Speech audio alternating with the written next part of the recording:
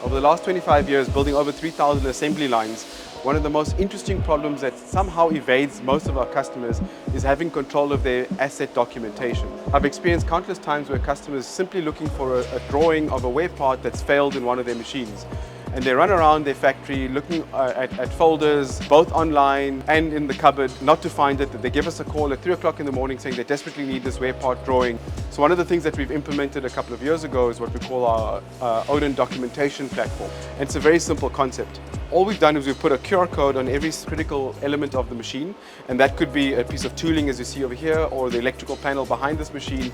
And in order for me to get this wear part drawing, I simply open up my camera, scan the QR code, and if I have access to this particular machine, obviously there's a user level management system, I can get access to the wear part drawing.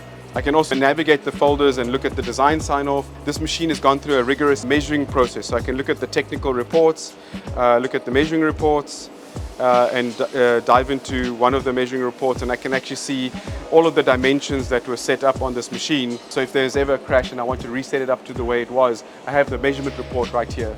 And this is a real simple way to reduce that time to repair that most of our customers experience.